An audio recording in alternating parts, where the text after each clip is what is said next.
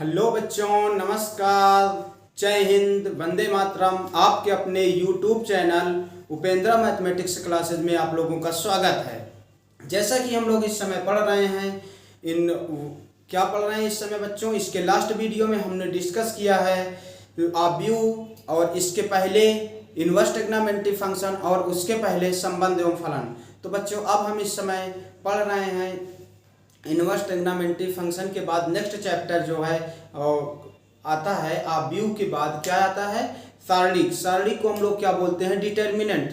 तो आज हम लोग बच्चों डिस्कस करेंगे डिटर्मिनेंट क्या होती है और इसका एक्सपेंशन कैसे करते हैं, और डिटर्मिनेंट की कुछ प्रॉपर्टियां होती हैं जिसके बारे में हम लोग डिस्कस करेंगे। तो आइए बच्चों, क्या होता है डिटर्मिनेंट हम लोग पढ़ते हैं। जैसे डिटर्मिनेंट बच्चों कैसे हो, इसका आज हम लोग आपको बताते हैं डिटर्मिनेंट्स का फॉर्मेशन कैसे हुआ है, निर्माण किस व्यवस्था, कहाँ से डिटर्मिनेंट का जन्म हुआ है। तो हम आपको बताते हैं डिटर्मिनेंट को हिंदी में बच्चों क्या बोलते हैं, डिटर्मिनेंट को हिंदी में क्या कहते हैं सारणिक। क्या बोलते हैं, सारणिक। तो डिटर्मिनेंट बच्चों देखना है,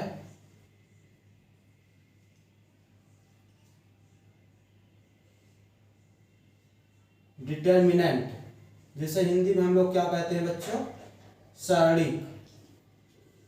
क्या होता है डिटर्मिनेंट, तो डिटर्मिनेंट क्या होता है, जैसे हम लोग बच्चों पढ़ा करते थे, कोई इक्वेशंस हुआ करते थे, जैसे दो। तो बच्चों देखते हैं सारणिक के बारे में। सारणिक क्या होती है कि आज जो हम लोग आपको बताएंगे सारणिक क्या होता है, जैसा हम लोग पहले पढ़े होंगे बच्चों, लीनियर इक्वेशन हुआ करते थे। लीनियर इक्वेशन मान लीजिए क्या हुआ करते थे, a1x plus b1y equal to 0, एक ये है। नेक्स्ट इक्वेशन क्या होता था, a2x plus b2y equal to 0, ये सेकेंड होता था। अगर हम लोग फ्रॉम फर्स्ट से अगर हम लोग देखें बच्चों, यहाँ से अगर a1 की value a1x equal to b1 उधर जाएगा तो क्या हो जाएगा, माइनस b1y हो जाएगा। अब b1 इधर ले आए, a1 upon b1 equal to minus का ये हो जाएगा y अपॉन क्या हो जाएगा x। अब हमें क्या चाहिए, x अपॉन y चाहिए, तो दोनों को चेंज कर देते दिए कितने, b1 अपॉन a1 हो जाएगा। दोनों तरफ पलटेंगे, इसको पलटेंगे तो b1 ऊपर a1 नीचे, इसको अगर पलट दें तो x ऊपर नीचे y होता है। तो ये हमारा x अपॉन y हो गया। इसी प्रकार क्या करेंगे बच्चों, सेकेंड वाले को देखेंगे। फ्रॉम सेकेंड से अगर हम लोग देखें तो क्या करेंगे, a2x इक्वल टू क्या हो जाएगा, माइनस b2y। अब हमें क्या चाहिए, x अपॉन y, तो y इधर ले जाते हैं, a2 को उधर ले जाएंगे, तो x upon y equal to कितना हो जाएगा, माइनस b2 अपॉन a2। क्या हो जाएगा, माइनस b2 अपॉन a2 हो जाएगा। तो ये हमारा हो जाएगा इक्वेशन सेकेंड। अब क्या करेंगे, यहाँ से फ्रॉम फर्स्ट एंड सेकेंड देखेंगे। From first and second, first और सेकेंड से अगर हम लोग देखें बच्चों, तो यहाँ से क्या है, माइनस b1 अपॉन a1 जो है, b1 अपॉन a1, ये x अपॉन y की वैल्यू अगर हम लोग सेकेंड से रखते हैं कितना, माइनस b2 अपॉन a2, तो कितना हो जाएगा, क्रॉस मल्टीप्लाई कराएंगे बच्चों। क्रॉस मल्टीप्लाई कराने के बाद ये b1 a2 माइनस क्या होगा, b1 a2 हो जाएगा इक्वल टू a1 b2, क्या हो जाएगा, माइनस का a1 b2 हो जाएगा। माइनस माइनस कैंसिल हो जाएगा बच्चों। अगर इसको हम इधर लाएंगे, क्या लाएंगे, b1 a2 अगर लाएंगे, मान लीजिए बच्चों जो हम लाए इसको अगर हम लोग इधर लाएं तो क्या में हो जाएगा, माइनस में हो जाएगा। और मान लीजिए अगर इसको उधर ले जाएंगे तो वो माइनस में हो जाएगा, चाहे जिसको ले जाओ। मान लीजिए बच्चों हम इसको उधर ही रखते हैं, इसको उधर ले जाएंगे, कितना हो जाएगा, b1 a2 इक्वल टू क्या आ जाएगा, 0। तो ये जो बच्चों मिली हमारी क्या है, इसका सलूशन हुआ करता था। और इसके बाद क्या करते हैं, यही को हम अगर इसका लिखने का दूसरा फॉर्म क्या होता है, दूसरा फॉर्म हम लोग दूसरी तरह इसको कैसे रिप्रेजेंट करते हैं। दूसरी तरह रिप्रेजेंट करने के लिए इसको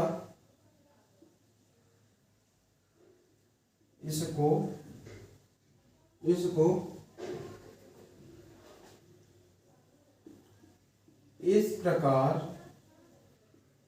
भी लिखा जा सकता है। तो इसको लिखा जाने के लिए क्या कर सकते हैं बच्चों, हम क्या कर सकते हैं, इसको लिखने के लिए a1 b1, सबसे पहले जो हमारा फर्स्ट था a1 b1, इसके एलिमेंट लिखें और क्या करते हैं a2 b2, तो a2 b2, यही इसका एक्सपेंशन क्या हो जाता है। तो क्या होता है, जब इसको हम लोग करते हैं B2 A1 क्या हो जाएगा, A1 B2 minus A2 B1 क्या हो जाता है बच्चों, A1 B2 minus B1 A2। यही व्यवस्था हमारी क्या कहलाती है, यही व्यवस्था कहलाती है हमारी ये व्यवस्था हमारी क्या कहलाती है, सारणिक कहलाती है। इसी व्यवस्था को हम लोग क्या कहते हैं, सारणिक कहते हैं।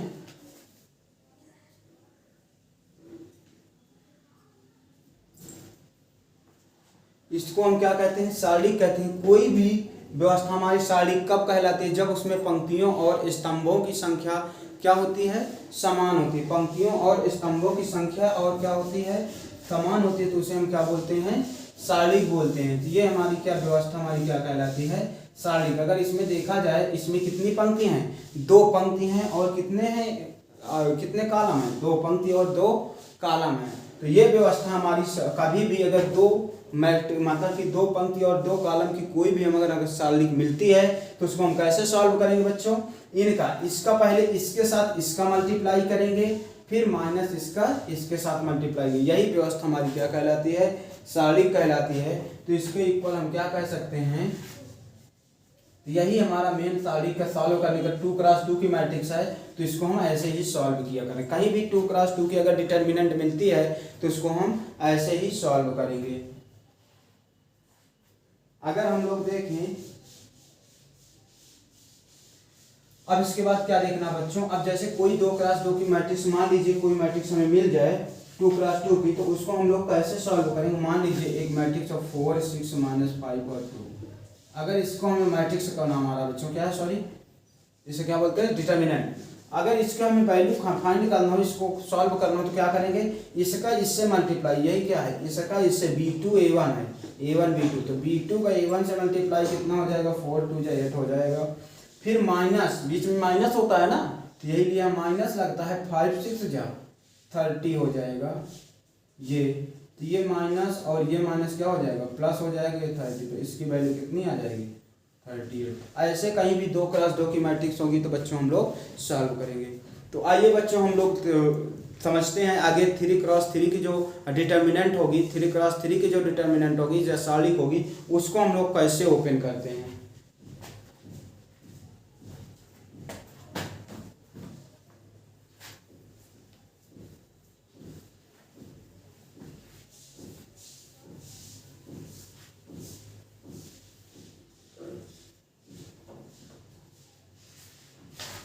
तो 3x3 की मान लीजिए कोई मैट्रिक्स है बच्चों, उसको ओपन करने के लिए क्या किया जाता है, उसको ओपन करने के लिए चिन्ह का प्रयोग करते हुए सभी के अलावा उसको क्या करते हैं, हम ओपन करते हैं। जैसे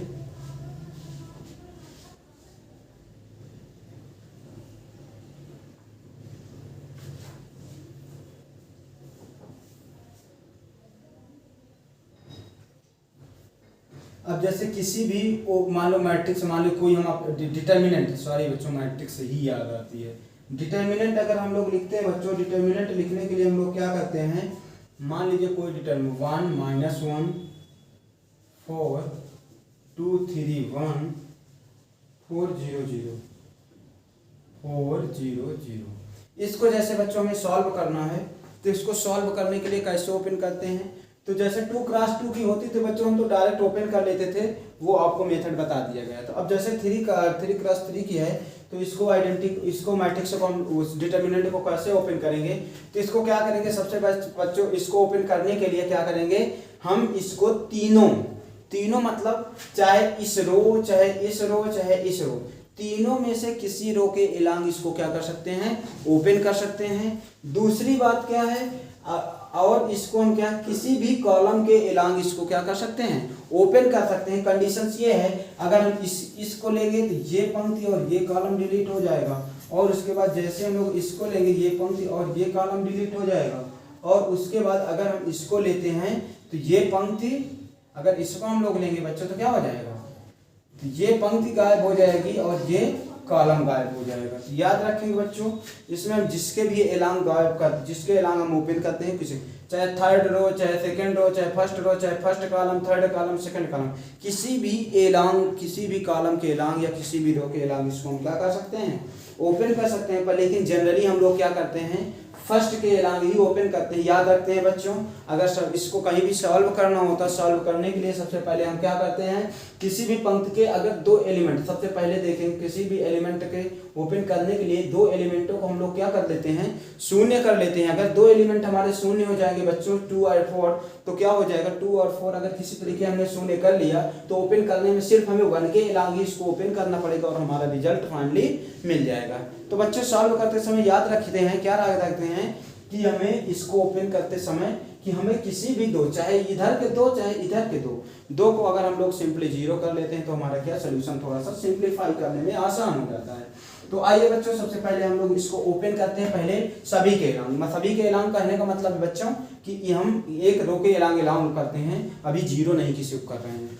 तो मान लीजिए बच्चों हमने किसके याद रखते हैं, जब इसको चिन्ह क्या होता है, चिन्ह इसको याद रखते हैं प्लस माइनस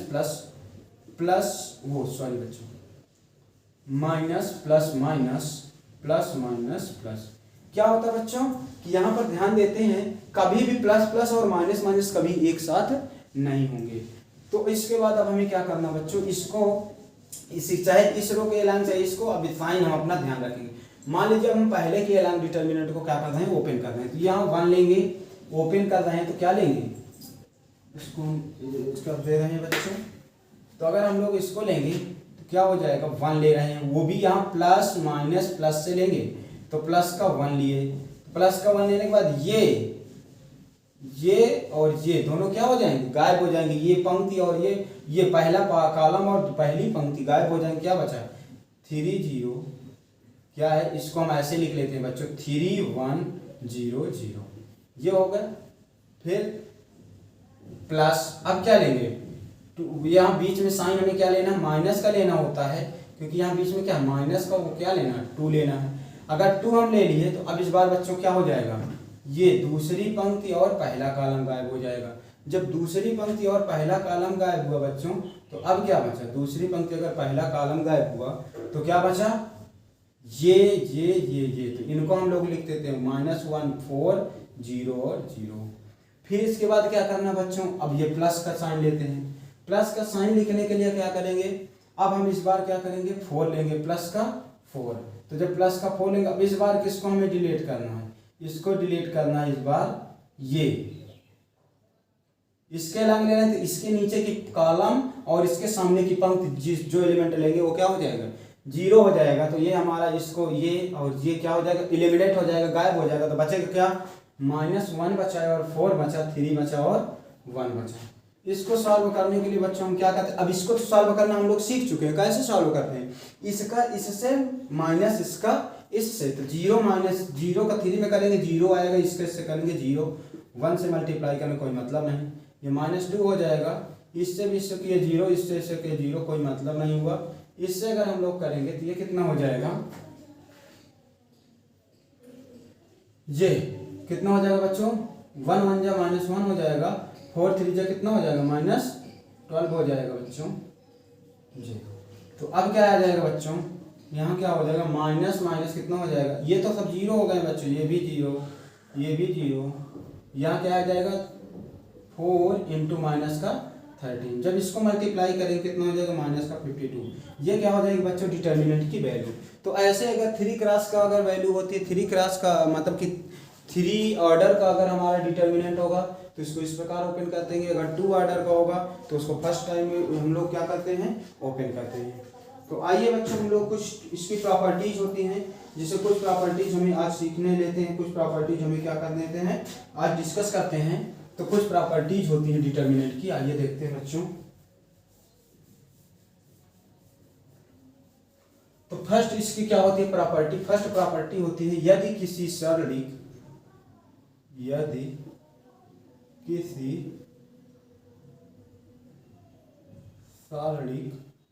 के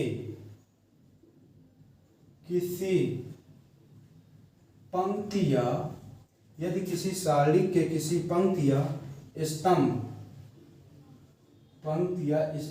के सभी अवयव शून्य होते हैं, शून्य हों तो सारणी का मान तो सारणी का मान शून्य होता है। क्या होता है बच्चों? सारणी का मान शून्य होता है। जैसे A1 A2 A3 B1 B2 B3 0 0 0। ये हमारा क्या है? डिटर्मिनेंट है बच्चों। इसके देखो, इसकी ये थर्ड रो के जो हैं, थर्ड रो के सब ऑल एलिमेंट, सभी एलिमेंट क्या है? जीरो है। अगर थर्ड रो के सभी एलिमेंट है तो इसको बिना सॉल्व किए हम लोग क्या कह देंगे? जीरो कह देंगे। अगर कोई दूसरा भी मिलता है, मान लीजिए कुछ इस प्रकार है, कोई डिटर्मिनेंट 3 4 इस प्रकार करके कर दे, तभी हमें क्या होगा? मान लीजिए रो नहीं, कॉलम भी जीरो हैं, जैसे 5 3 0 2, तो ये हमारा 0 0, तो ये इसकी भी वैल्यू क्या हो जाएगी? 0 हो जाएगा। तो यही है, किसी पंक्ति या स्तंभ के अगर सभी अवयव, देखो इस पंक्ति के सभी अवयव या इस स्तंभ के सभी अवयव क्या हैं? शून्य है, तो ये मैट्रिक्स का मान क्या हो जाएगा बच्चों? 0 हो जाएगा। इसके बाद नेक्स्ट प्रॉपर्टी होती है बच्चों, अगर किसी मैट्रिक्स के दूसरी प्रॉपर्टी होती है, दूसरी प्रॉपर्टी क्या होती है बच्चों? यदि किसी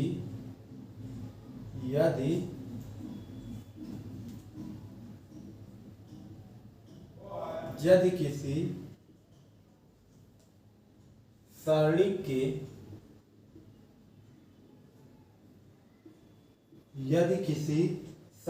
के पंक्तियों व स्तंभों को आपस में बदला जाता है, यदि किसी सारणी के पंक्ति या स्तंभों को आपस में बदला जाता है, आपस में बदला जाता है, तो सारणी के मान में कोई परिवर्तन नहीं होता है। तो सारणी के मान में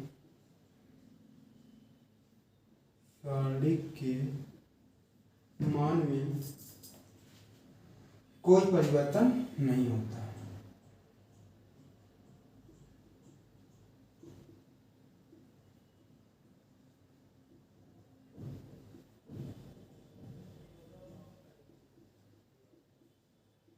तो कहने का मतलब क्या हो? यदि किसी सारणी के पंक्ति और स्तंभों को परस्पर बदला जाता है तो उसके सारणी के मान में कोई परिवर्तन नहीं होता। जैसे कोई भी मान लो लिखा हो matrix A1 A2 B1 B2, अगर इसको बदल दें हम आपस में, पंक्ति को कॉलम में कर दें और कॉलम को पंक्ति में कर देते हैं, मान लीजिए अब कॉलम को पंक्ति में, पंक्ति को कॉलम में, इसको ऐसे कर देते A1 A2 कब काय में है? A1 A2 पंक्ति में है, तो A1 A2 पंक्ति में, तो इसको कॉलम में कर दो। अब B1 B2 को क्या कर दोगे? यहाँ B1 ये दोनों क्या होते हैं? बराबर होते हैं। तो क्या होते हैं बच्चों? ये दोनों मैट्रिक्स बराबर होते हैं। जैसे तुम एग्जांपल ले सकते हो, जैसे 3 और 4 होता है, 5 और 4 6 होता है, 5 और 2 होता है, कुछ भी है। इसको अगर हम लोग इसको सॉल्व करें, 3 2 जा 6 माइनस 5 4 जा 20, कितना आ जाएगा? 14 आ जाएगा, वो भी माइनस का। अगर मान लीजिए इसको हम लोग चेंज कर देते, 3 4 ऐसे कर देते हैं, 3 4 करते हैं, और उसके बाद क्या करते हैं? 5 2 कर देते हैं, तब क्या हो जाएगा? तब भी 3 2 जा 6 ही आ जाएगा, 4 5 जा कितना हो जाएगा? 20, तब भी कितना आ जाएगा? कहने का मतलब बच्चों, अगर रो और कॉलम, कॉलम और रो को आपस में अगर हम लोग इंटरचेंज करते हैं तो इनके वैल्यू में, इनके मान में कोई परिवर्तन नहीं होता है। लीजिए बच्चों, इसका स्क्रीनशॉट ले लीजिए। आइए बच्चों हम लोग नेक्स्ट डिस्कस करते हैं। नेक्स्ट टाइप होता है, यदि किसी भी सारणी के दो अवयव अगर मान लीजिए क्या कर दिए जाते हैं, तो अगर किसी भी सारणी के दो पंक्तियों या दो स्तंभों को आपस में बदला जाता है, क्या किया जाता है? दो पंक्ति या दो स्तंभों को आपस में बदला जाता है, तो केवल पंक्ति और स्तंभ, सभी अब हम नहीं चलेगा। उसमें क्या था? इसके पहले वाले में जो अभी लिखे हैं बच्चों, सभी पंक्तियों को स्तंभ में कन्वर्ट करना था। अब इसमें क्या है? इसमें किन्हीं दो पंक्तियों या दो स्तंभों को परस्पर आपस में इंटरचेंज की जाती है। जैसे तीसरा नियम है, यदि किन्हीं दो पंक्तियों या स्तंभों, किन्हीं दो पंक्तियों या स्तंभों को आपस में बदला जाता है, किन्हीं दो पंक्तियों या स्तंभों को आपस में बदला जाता है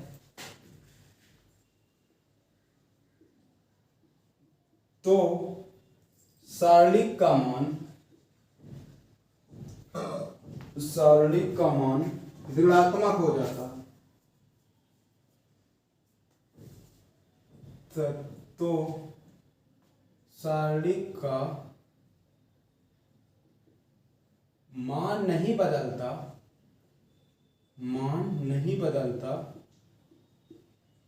परंतु चिन्ह बदल जाता है,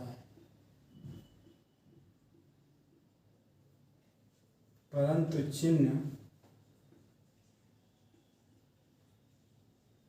बदल जाता है। तो कहने का मतलब क्या हुआ बच्चों कि अगर मान लीजिए कोई सारणिक होती है, अगर उस सारणिक को हम क्या कहते हैं, दो पंक्ति ले लें या दो स्तंभ लेंगे, उनको आपस में क्या कहते हैं, इंटरचेंज करते हैं, तो जो उसकी वैल्यू होती है क्या होती है, वो हमारी नहीं चेंज होती पर लेकिन साइन चेंज हो। जैसे A1 A2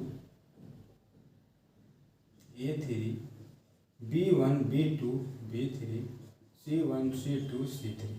अब हम क्या कर रहे हैं बच्चों, इसकी जो है ये वैल्यू A1 को A3 के ये पहले कॉलम को तीसरे के प्लेस पे, तीसरे को पहले के प्लेस पे क्या कर रहे हैं, A1 B1 C1 लिख रहे हैं। इसको यहाँ 3 कर दो, यहाँ क्या कर रहे हैं, पहले के प्लेस पे 3 वाला आ जाएगा, A3 B3 और C3, और उसके बाद दूसरा सेम टू सेम रहेगा और तीसरा A1 B1 C1 रहेगा। तो ये जो हैं, तो ये दोनों में तो ठीक है, वैल्यू तो अंदर कुछ नहीं बदलेगी पर लेकिन ये साइन हमारा क्या हो जाता है, निगेटिव हो जाता है। चाहे कॉलम के बदले या पंक्ति को बदले, जो वैल्यू हमारी क्या होती है, निगेटिव होती है। तो ये हम याद रखते हैं बच्चों।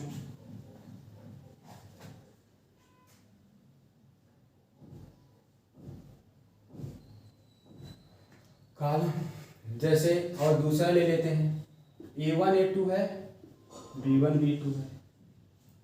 इसको अगर हम लोग बता रहे हैं क्या, पंक्ति को कॉलम या स्तंभ को, तो B1 B2 ऊपर ले जा रहे हैं और A1 A2 क्या कर रहे हैं, नीचे ले जा रहे हैं। तो इक्वल तो इसके होगा पर लेकिन क्या होगा, माइनस लग जाएगा। क्या होगा, जैसे एग्जांपल ले लेते हैं बच्चों, 3 4 5 4, इसको लेते हैं 3, अब इसको चेंज कर देते हैं 4 4 3 5, इसको कर देते हैं। मतलब इसको इसके प्लेस पे, इसको इसके आपस में इंटरचेंज किए हैं, तो 4 3 जा 12, 5 4 जा 20, कितना आया, -8 आया। अब इसके 5 4 जा 20, 3 4 3 जा 12, कितना है, प्लस है। क्या आया बच्चों, यहाँ पॉजिटिव, यहाँ पॉजिटिव है, यहाँ निगेटिव है, तो क्या हुआ, चिन्ह बदल गया। तो यही लिए क्या कहते हैं, अगर किसी भी ऑब्यू वो मैट्रिक्स वो सॉरी बच्चों डिटर्मिनेंट के दो पंक्ति या दो कॉलम के आपस में इंटरचेंज करते हैं तो क्या आ जाता है, मान तो नहीं बदलता, मान तो सेम ही रहता है, परंतु चिन्ह क्या होता है, बदल जाता है। आइए बच्चों नेक्स्ट प्रॉपर्टी हम लोग डिस्कस करते हैं, इसको आप लोग स्क्रीनशॉट ले लीजिए। आइए हम लोग डिस्कस करते हैं नेक्स्ट प्रॉपर्टी क्या होती है बच्चों, नेक्स्ट प्रॉपर्टी होती है यदि किसी सारणिक के दो पंक्तियां क्या है, यदि किसी सारणिक के दो पंक्तियां या स्तंभ आपस में बराबर होते हैं तो सारणिक का मान क्या होता है, शून्य होता है। क्या है, यदि किसी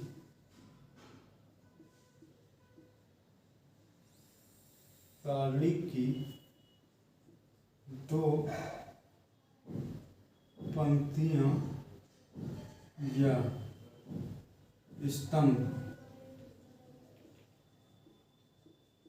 आपस में बराबर होते हैं तो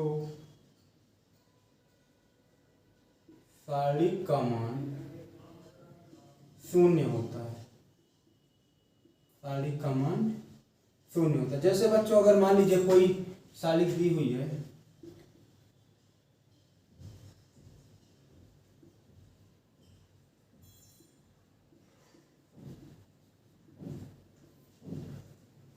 देखिए बच्चों, इसमें A1 A2 A3, इसमें भी A1 A2 A3 है। क्या है वो, चाहे कॉलम में हो या फिर रो में हो, अगर ये दो सेम है तो इसकी वैल्यू क्या हो जाएगी, 0 हो जाएगी। ठीक है बच्चों, तो ये रहा बच्चों नेक्स्ट। इसके बाद हम नेक्स्ट देखते हैं। नेक्स्ट हमारा है एक प्रॉपर्टी और देख लीजिए बच्चों।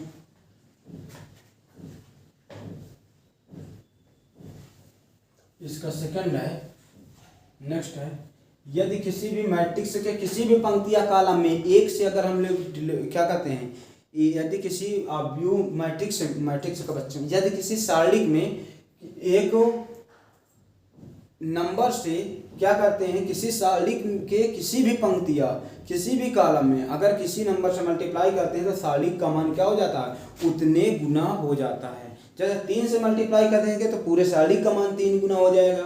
अगर 5 से मल्टीप्लाई कर देंगे तो पूरे सारणिक का मान 5 गुना हो जाएगा। देखिए बच्चों, यदि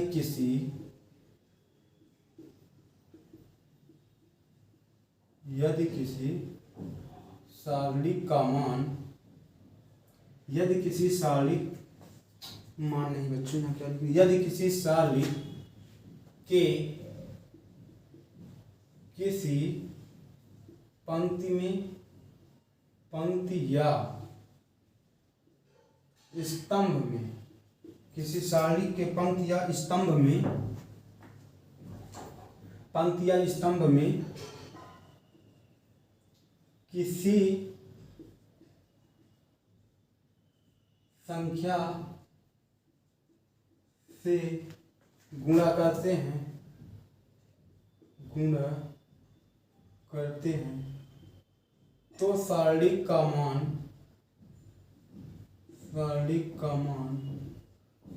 उतने गुना हो जाता है।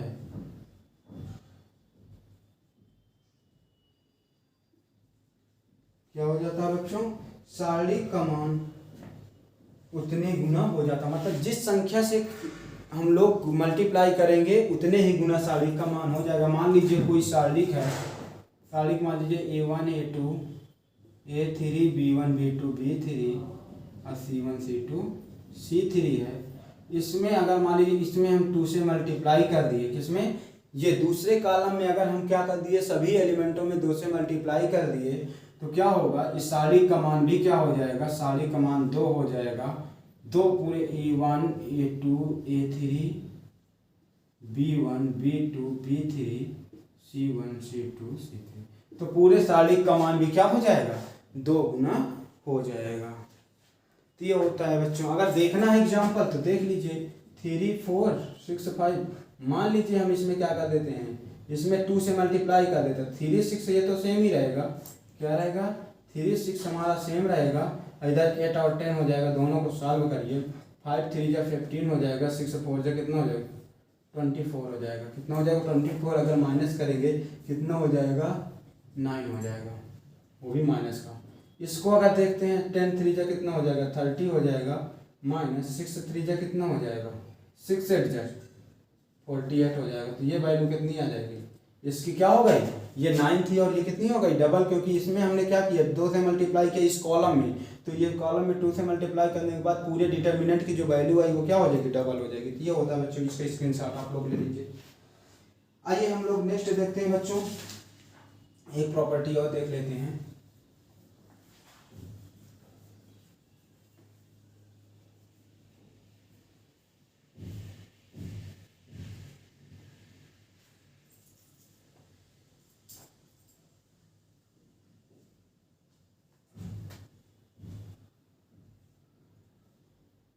देखो, यदि कोई बच्चों किसी भी मतलब कि किसी भी पंक्ति या किसी भी स्तंभ को क्या दिया गया है, अगर मान लीजिए बच्चों किसी भी पंक्ति या स्तंभ को क्या दिया गया है, योग और स्तंभ के जो अवयव हैं उन्हें योग के फॉर्म में या अंतर के फॉर्म में दिया गया है, तो उस सारणिक को 2 भागों में क्या कर सकते हैं, योग और अंतर के फॉर्म में प्रकट कर सकते हैं। जैसे बच्चों, यदि किसी सारणिक क्या है, यदि किसी सारणिक, नेक्स्ट प्रॉपर्टी है, यदि किसी सारणिक का प्रत्येक अवयव यदि किसी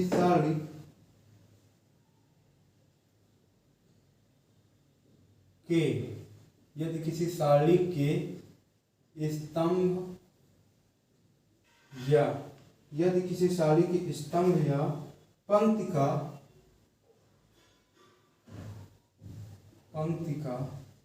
प्रत्येक अवयव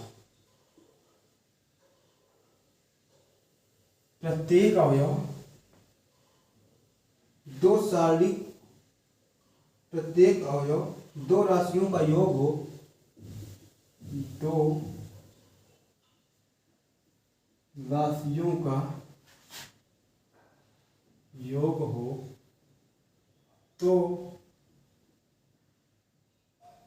तो सारणी को उसी कोटि के दो सारणिकों के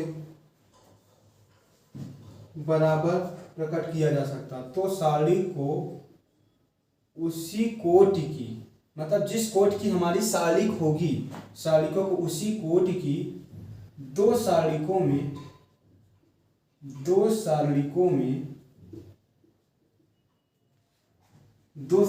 के बराबर प्रकट किया जा सकता, प्रदर्शित किया जा सकता है, बराबर प्रकट किया जा सकता है। फॉर एग्जाम्पल क्या है बच्चों, देख लो। यदि मान लीजिए कोई भी हमारा है एलिमेंट, मान लीजिए दे रखा है। अगर एलिमेंट दिया है, मान लीजिए A1 + A2 B1 B2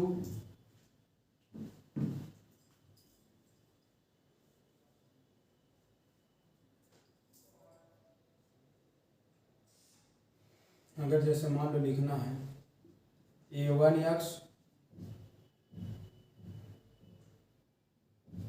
B1Y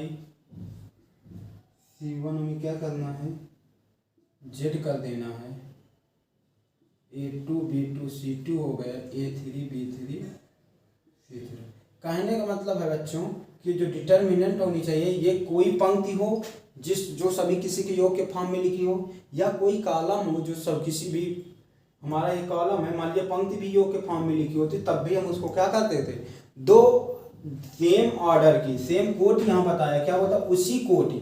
ये किस कोट के, 3x3 के है, जो इसको रिप्रेजेंट करेंगे दो कोटियों के बराबर, दो क्या बोलते हैं डिटर्मिनेंट के इक्वल लिखेंगे, वो दोनों की कोट भी क्या होगी, 3x3 ही होगी। जैसे लिखेंगे एक में बच्चों क्या कहते हैं, ये एलिमेंट लिख देते हैं, A1 B1 C1 A2 B2 C2 A3 B3 C3 ये लिखते हैं। नेक्स्ट में क्या करते हैं बच्चों, ये सेकंड वाले ले लेते हैं, क्या कहते हैं, फर्स्ट रो के फर्स्ट कॉलम में X Y Z ले लेंगे, A2 B2 C2 हो जाएगा, A3 B3 C3 हो जाएगा। तो ये दो सारणिकों के, इनके दोनों के आर्डर क्या होगा, ये भी 3x3 की और ये भी 3x3 की। तो ये होता है बच्चों, इनको आर्डर का ये होती है 6 प्रॉपर्टी। ऐसे हम लोग इनको, ये प्रॉपर्टियां होती हैं। और इसके बाद बच्चों एक प्रॉपर्टी और होती है, एक प्रॉपर्टी क्या होती है, अगर किसी भी सारणी के मान को क्या किया जाए बच्चों, उसके पंक्ति या स्तंभों में समान संख्याओं से अगर मल्टीप्लाई करके, अगर जोड़ करके किसी पंक्ति या स्तंभ के मान में लिख दिया जाता है, तो उसके मान में कोई परिवर्तन नहीं होता है। कहने का मतलब क्या होता है बच्चों, अगर मान लीजिए कोई सारणी है, लिख दो एक प्रॉपर्टी और है, ये बच्चा हो गया।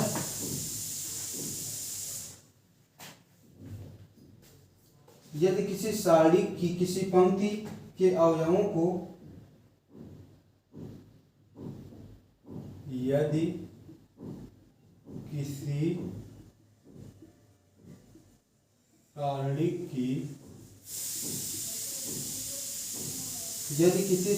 की किसी पंक्ति या स्तंभ, किसी पंक्ति या स्तंभ के अवयवों में दूसरी पंक्तियों या स्तंभों के अवयवों में दूसरी पंक्ति या दूसरी पंक्ति या स्तंभों के संगत अवयवों के सम अपवर्त जोड़ या घटा दिए जाएं। स्तंभों के संगत अवयवों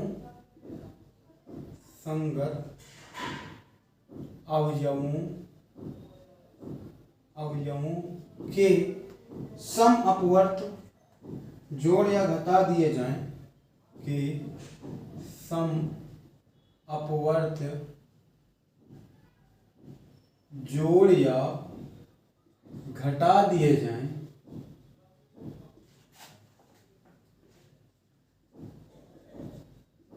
तो सारणिक के मान में कोई परिवर्तन नहीं होता। तो सारणिक के मान में कोई परिवर्तन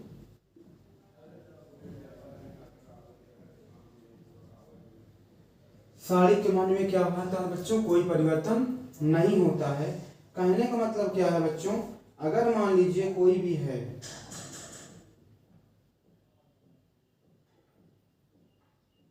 सम अपवर्त का मतलब क्या होता है? जैसे हम लोग देखें कोई सारणिक है, हमारी सारणिक मान लीजिए लिखी है A1 B1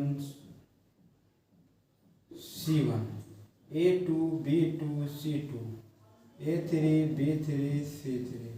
इसमें क्या है बच्चों? अगर हम लोग क्या करते हैं, इसमें किसी सारणिक को क्या सारणिक के किसी पंक्ति या स्तंभ के अवयवों में इस मान लो इस पंक्ति के ले रहे हैं या इस कॉलम को हम ले रहे हैं, ये हम ले रहे हैं इस पंक्ति के क्या है किसी भी पंक्ति या स्तंभों के अवयवों में। तो पंक्ति या स्तंभों में से हम क्या ले रहे हैं अवयवों को में हम लोग पंक्ति या स्तंभ के अवयव ले रहे हैं। क्या है A1 A2 A3। क्या कर दिया जाता है? पंक्ति या स्तंभों के अवयवों में अगर क्या हो दूसरी पंक्ति या स्तंभों के संगत अवयवों को दूसरी पंक्ति जो बची हुई है, अब स्तंभ है तो स्तंभ बचे हैं क्योंकि हमने वो ले लिया एक स्तंभ, तो बचे हुए जो शेष हैं स्तंभ के संगत अवयवों को जो साथ में अवयव है सम अपवर्त से जोड़ या घटा दें। सम अपवर्त क्या होता है बच्चों? सम अपवर्त मान लो ये 1 2 3 अपवर्त का मतलब होता है गुणा। ये क्या होता है? ये होता है गुणा। जैसे ये क्या होता है? ये 1 1 जा 1 2 जा 2 1 हो जाएगा, 2 2 जा 4 हो जाएगा, 3 2 जा 6। ये क्या होगा? सम अपवर्त। अगर इसी में इसको 3 से कर देते और 2 को 5 से कर देते, 3 को 6 से कर देते, क्या ये सम अपवर्त होते? नहीं होते, क्योंकि ये 3 टाइम है, ये 5 टाइम, ये 6। सम अपवर्त का मतलब सभी में सेम नंबर से मल्टीप्लाई करके। कहने का मतलब ये यदि किसी भी पंक्ति में उस पंक्ति को छोड़ करके किसी पंक्ति या स्तंभ में उस शेष बचे हुए पंक्तियों या स्तंभों में सेम नंबर से मल्टीप्लाई करके जोड़ देने पर या घटा देने पर उस पंक्ति में कोई इफेक्ट नहीं पड़ता है। तो ये होता है कहने का मतलब बच्चों। इसमें अगर हम लोग क्या करते हैं, मान लो इसमें हम ये बची हुई ये तो हम लिख दिया कॉलम, सेकंड कॉलम और थर्ड कॉलम बचे, इसमें अगर m से पूरे में मल्टीप्लाई कर दें तो क्या हो जाएगा? m1 b1 और क्या हो जाएगा? m2 b2 और क्या हो जाएगा? mb2 और mb3। और इसके बाद क्या इसको भी इसी में ऐड कर देते हैं, क्या हो जाता है? ये nc1 nc2 nc3। याद रखेंगे बच्चों, जो एक में करेंगे वो तीनों में करके अपने संगत एलिमेंटों में ही क्या करेंगे? जोड़ेंगे। तो आगे क्या बचा? बाकी एलिमेंट को b1 b2 b3 सेम रखते हैं और c1 c2 c3 सेम रखते हैं। तो सारणिक के मान में कोई परिवर्तन नहीं होता है। ये होता है बच्चों प्रॉपर्टी रही बच्चों।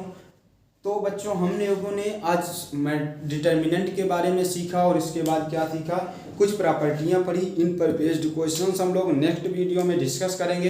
तो बच्चों आप लोग तब तक के लिए आप लोग इनको पढ़िए और अपने लास्ट चैप्टर को रिवाइज कीजिए। कोई प्रॉब्लम हो तो आप श्योर कमेंट बॉक्स में बताइएगा। आप अगर मेरा चैनल लाइक और सब्सक्राइब ना किए हो तो बच्चों सब्सक्राइब कर लीजिएगा ताकि आपको मेरे वीडियो की नोटिफिकेशन टाइम से मिलती रहे। ठीक है बच्चों, धन्यवाद। आप लोग स्वस्थ रहिए, मस्त रहिए, छोटों को प्यार दें, बड़े को सम्मान करें और अपना व्यक्तित्व ऐसे विकसित करें कि महिलाएं आपके साथ सुरक्षित महसूस करें। धन्यवाद बच्चों।